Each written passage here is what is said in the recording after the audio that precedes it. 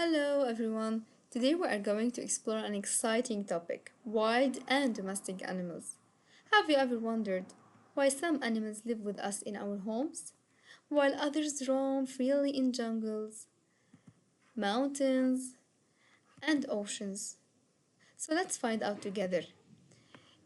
Today in our lesson, we will focus on how to define domestic and wild animals, to identify examples of each, and to explain the differences between them. Let's start by asking ourselves, what are domestic animals?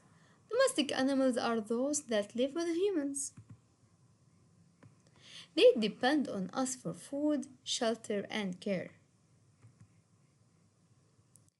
Some of these animals help us in different ways, like this guide dog, which helps this blind man navigate the world safely by leading him around obstacles, while others are simply our companions. Now, can you think of some domestic animals?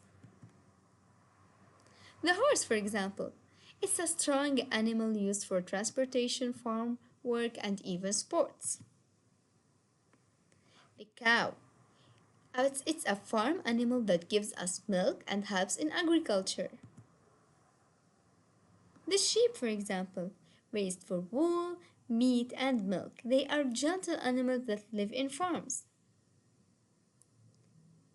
Now, let's see how about the wild animals.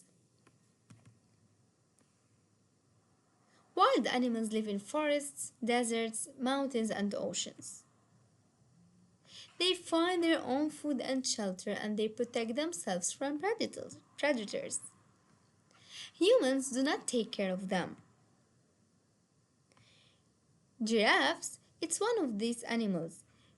They are wild animals because they live freely in African savannas and forests, finding their own food and water. Elephants also are wild animals because they roam large areas of forests and grasslands searching for food and water. Now, as we said that domestic animals and wild animals are different in many ways, let's compare. Domestic animals, as we said, they live with the humans, while wild animals live in nature.